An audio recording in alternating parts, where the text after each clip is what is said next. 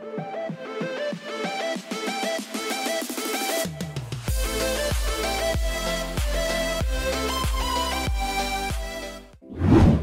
guys, my name is Jem. Welcome to another video by the Miracle System.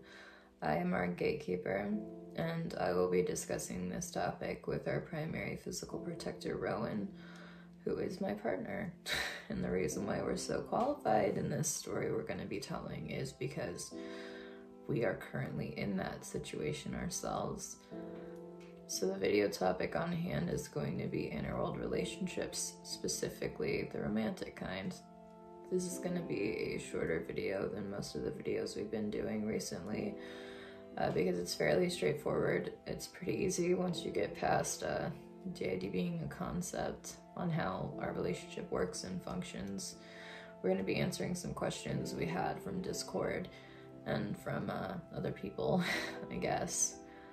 Who are curious at the end. We're going to talk about how our relationship sort of kicked off and started, and we're just going to be ourselves and be honest online about how we function and how things work and things that we wish we could do and things that we can't do. So if you think that's interesting, stick around and we'll get into it.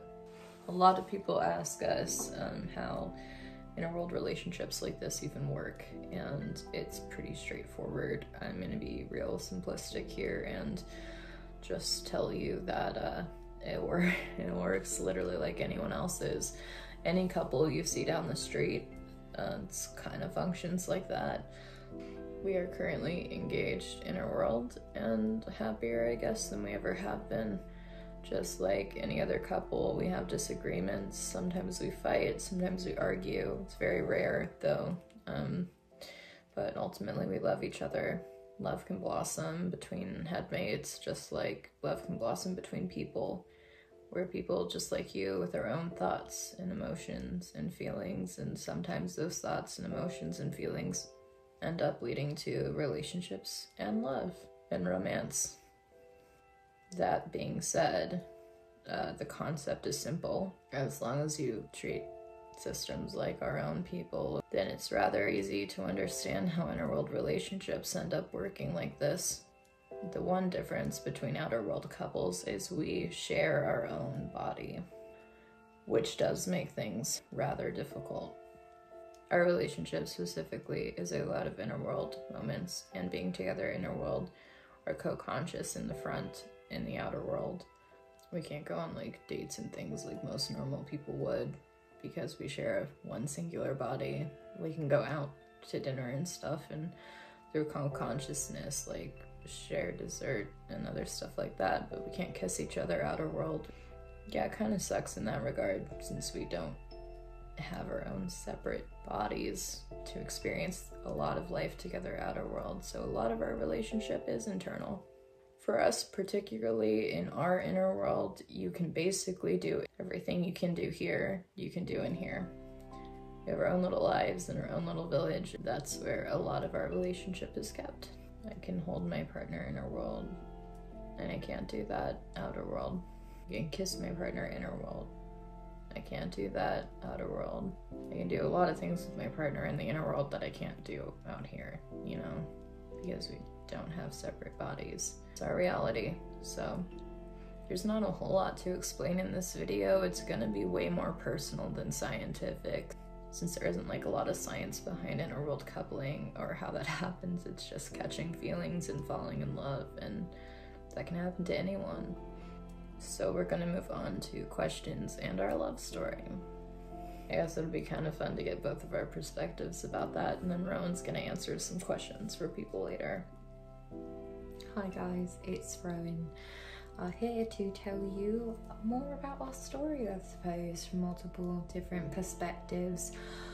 So I'm a little nervous, honestly, because just opening up your relationship to criticism, especially public criticism, is very nerve-wracking for me, but I'm here to do it.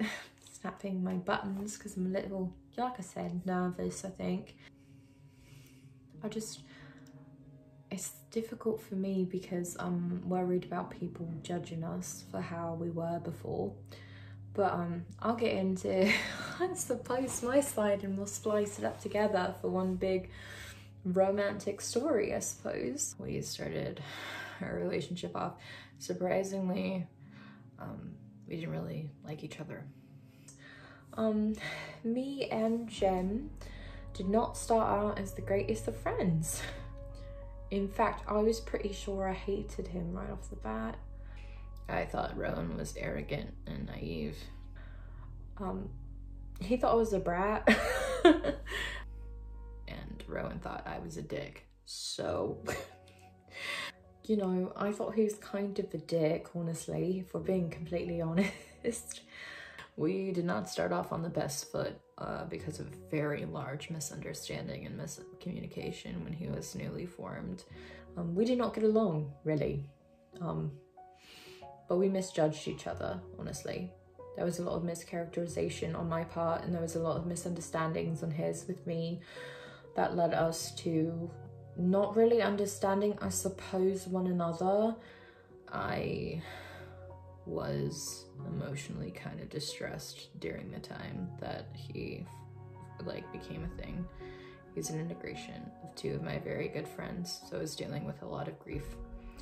And he didn't act like either of them. He's his own person. It was really hard for me to grasp, and I mean like really difficult. And he thought he knew best all the time.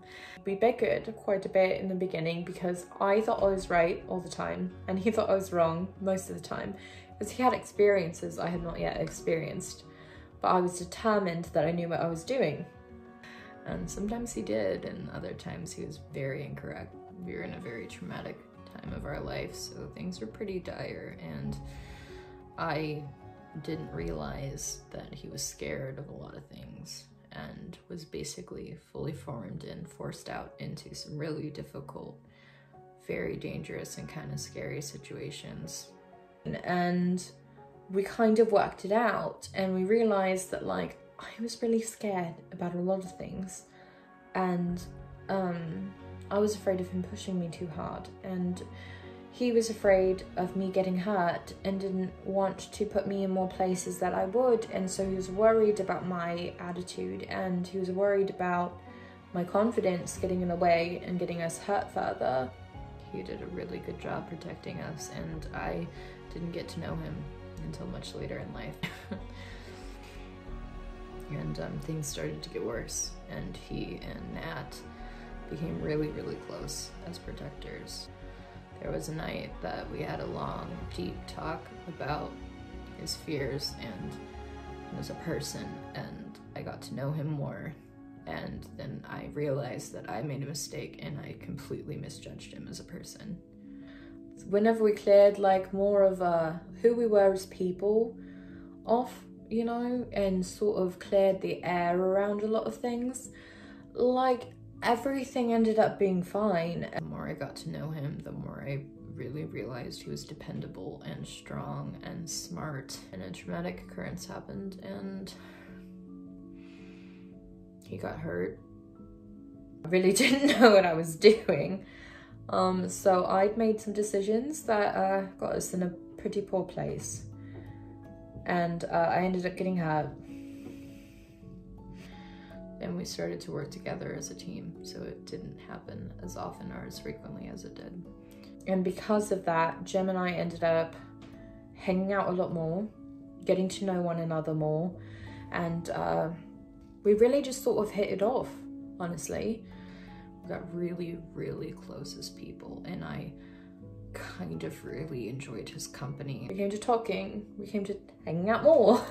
We came to seeing each other quite often, actually. Because even though things were dark and they were morbid and it was hard and it was stressful, he was like this bright, shining kind of positive light, even in all of this shit that was so messed up. Watching him gave me hope for the future, and he taught me a lot of things, and he taught me not to be so jaded. He taught me to give the world a chance. I'd lost a lot of that in myself, and The more we hung out, and the more we got to know each other, the more feelings started to swirl. Like, feelings just blossom, mate. They just do. We had this on again and off again kind of physical thing. And I knew I was in love with him for a while. Like, for a long while, actually. And we had this thing. It was specifically physical. We kept emotions out of it. We tried to, at least. That didn't really work. In fact, it kind of did the opposite of that. Whenever you realize you're very deeply, madly in love with someone. I was very deeply and madly in love with him. And it just furthered that, then deepened those emotions and made things more complex, because now I was afraid of losing him. I was afraid of losing myself. I was afraid more often, and I was sitting on a lot of those feelings. I was sitting in that uncomfortability. I was sitting in the fact that I knew I was in love, but I didn't want to jeopardize things. But that went on for several years, and we didn't put two and two together. We both believed it was one-sided. I didn't want to ruin things for the way they were, because I was so afraid of what would happen if I wasn't reading the signs right, if I wasn't right, if I was incorrect.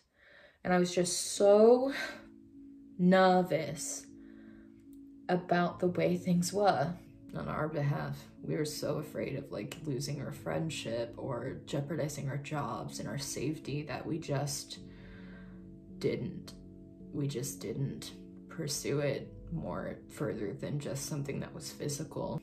And we really started to fall for one another, and it was so hard to bury those emotions deep and not feel them, and to look at him every day and just like have this like longing for somebody, for something more from someone.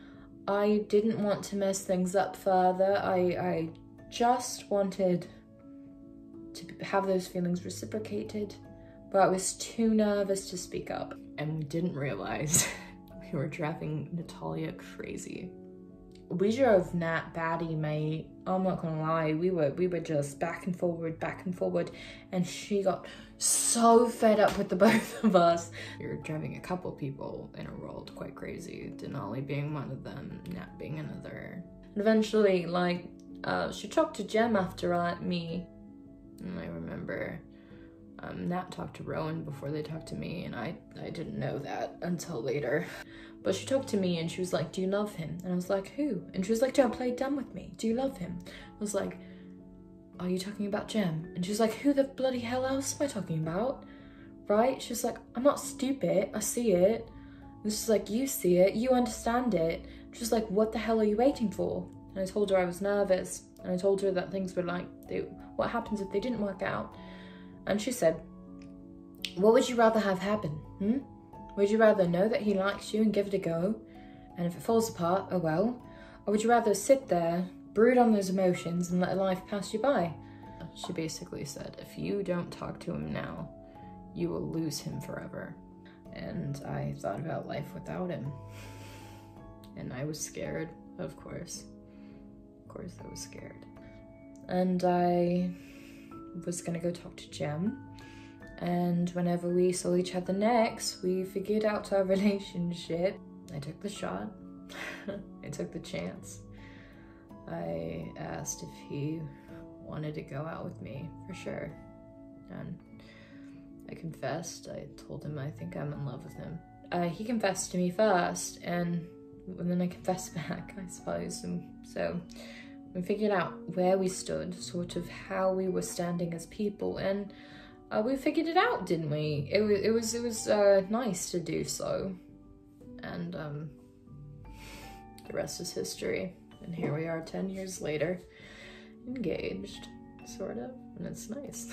It's really nice. And I wouldn't trade any of this for the world. He is the most important person to me, and I love him, and we work well together. We honestly do. I'll be rolling on now with questions we got from our Discord.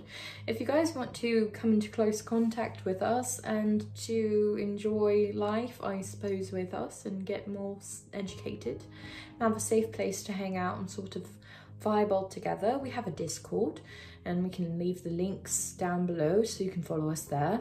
And for those people who want to help us out financially and have a lot of behind the scenes content, including exclusive videos, postings, and soon to be streams exclusive to Patreon, we do have a Patreon ourselves. So if you want to support us there, we can also leave the link down below as well. The first question we had I found rather interesting, and it was if we wanted to surprise one another, how would we go about it? So Jem has a much easier time, I believe, doing that because he's a gatekeeper, and so he can literally like control the front, like who's able to front, who is allowed to be around the front. He can lock people in, lock people out.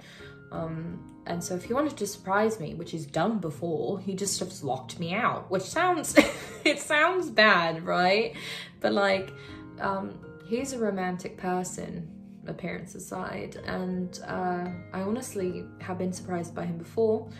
Like, he'll front and like cook me something and then pull me out there and be like, hey, Kokon, let's just like watch a movie and like eat this dinner I made for us, and it's very fancy, it's very nice. I'd much rather surprise us with stuff out because I can't cook, mate. I'm trying to learn and I think I'm doing all right, but I honestly just can't cook, so I'm not much for surprises. I suppose if I was doing surprises, it would be like getting little things like gifts from one another. Recently, Jem surprised me with cologne that I now really adore, because I was sort of in the dumps recently and he got me a dark chocolate bar and like cologne I liked and just surprised me with it. And I was like, don't open Amazon. I was like, don't open Amazon, why? He was like, well, I have a surprise for someone I don't want getting out and I'm just keeping it a secret sort of from everyone. And I said, all right, yeah, that sounds great.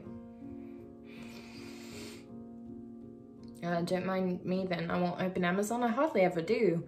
And then it was for me and it was very sweet because it was like a little dark chocolate and a nice cologne that smells incredible. It's like this orange spice cologne and it's so nice. I surprised him taking him out to a nice Italian place, and it was like sort of an Italian wine bar. And I know my partner really loves cocktails, so I made sure there was wine for me to drink and then like cocktails I thought he might like, and so we sort of did that, had a little Italian food together. But I surprised him because he was busy in a world with other stuff and he was very exhausted afterwards. Very, very, very tired. Very, very, very, very tired. So he wasn't paying a whole lot of attention to the front because there was a lot of internal turmoil that day. So I thought, how nice would it be if I surprised him with something very sweet? And I did. So next question. How do we have private time together? And you know, being part of a system, it's actually very difficult to have like fully private time one-on-one with each other. Our inner world is very split up into sort of private areas because each person in our inner world has their own house. We have sort of a like deeply fantasy setting, like a little village where everything also is very modern on the inside for most of our rooms. Some of our rooms are a little more aged and themed depending on person's interest, but outworld appearance, very medieval fantasy village. Everything's different on the inside. It's inside everyone's house. Jem and I live very close to the front. We live inside the building that hosts the front as itself. We live above it, sort of on the second floor near the memory library, which you'll see in a video we're coming up with soon, where we're building our inner world and doing ourselves in The Sims with custom content to make sure we look as real to ourselves as possible, because our pic crews don't really do us justice. But yeah, privacy is a little difficult. We just try to make the most of it, I suppose, because like if we're in our room, generally that means we want privacy just between the two of us. People generally respect it. If we're in our room together, people will knock and ask for us, and you know, that's how we have private, intimate moments together. That's just the two of us if we really want to be like alone together. Our next question is going to be, how did we realize the romantic part and how did our system go about it?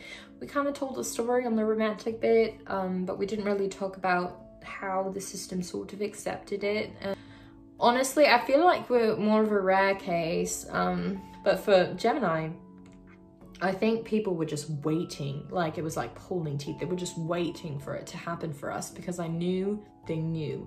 You know, our littles knew, our littlest little, who I'm just going to keep the name out of, she kept asking when we were going to get married. Are you going to get married? Are you going to be together? Why aren't you together? Are you going to get married? Do you love each other? Do you love each other? Stuff like that all the time. Nat was so fed up with me, like swooning over him, like talking about him all the time. She was just like, God, just get it over with. And so a lot of people were just expecting it to happen. Denali noticed something was up. Denali talked more so to Jem than me. But yeah, no, I think in our case specifically, everyone was very supportive and very accepting. They were just so sick and tired of us dragging it on and dragging our feet and like doing the whole like, oh, I don't want to do this. Oh, if things go poorly. So for us, everyone was like, God, just do it already. So we did, and the rest was history, and everyone's accepted it ever since. Our next question is, if two alters are dating, can they get married? Yes. You know, just like anything you can do out here, we can do in there. We can even do it like a wedding ceremony out here. I'm not exactly sure how that would work. We'd probably have to be co-con, and it would probably be quite complicated, and we'd probably give ourselves a major headache. But like, yeah, we could figure out a way to do the ceremony. But Gem and I are engaged. Engaged to be married one day. We want to be life partners for as long as life will have both of us, and we want to be together in that way and be a couple in that way, in that sense.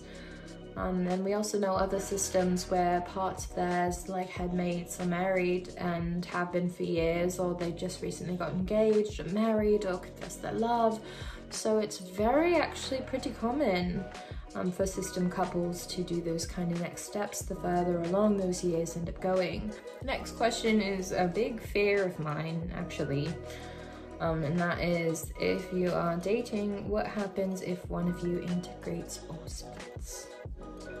And I suppose you sort of have to move past it. Like if you lost someone that you were close to in dating, you just sort of have to take your new reality and sort of see how things play out and like move on and heal.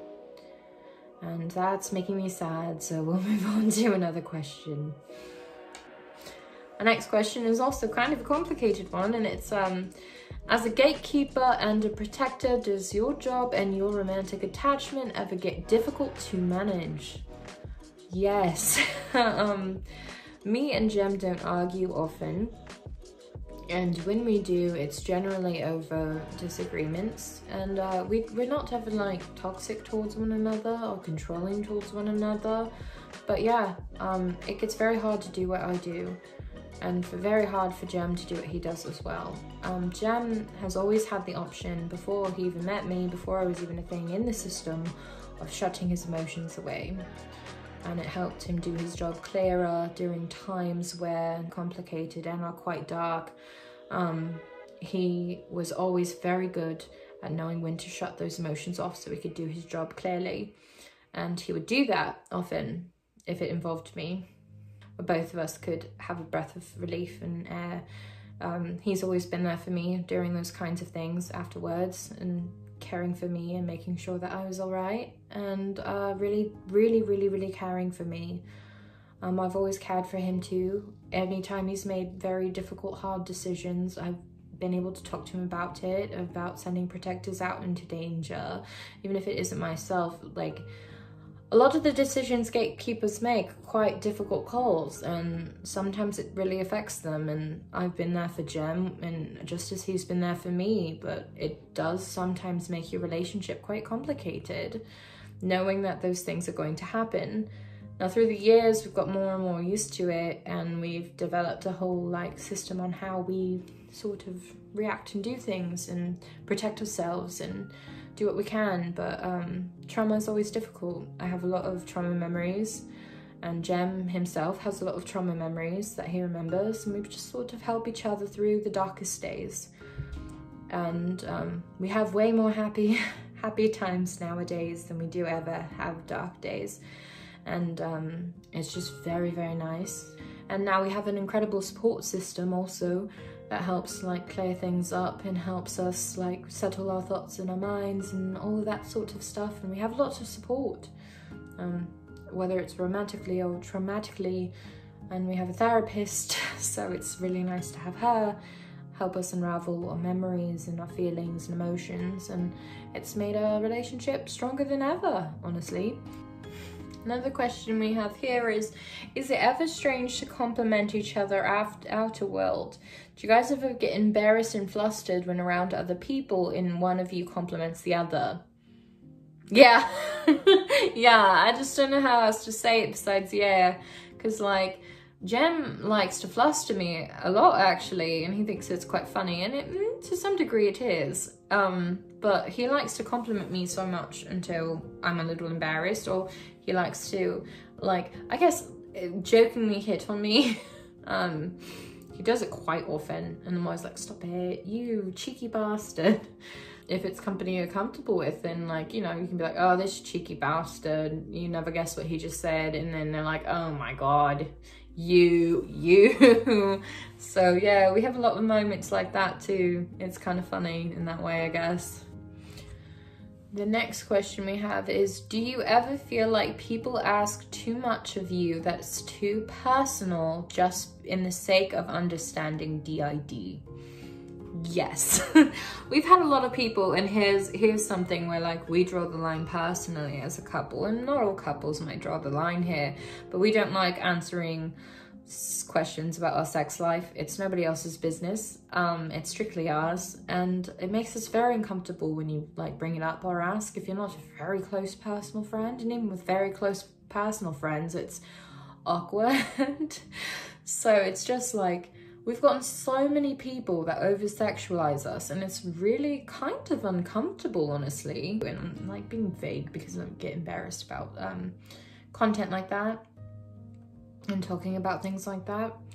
It's just not something that I do personally as a person.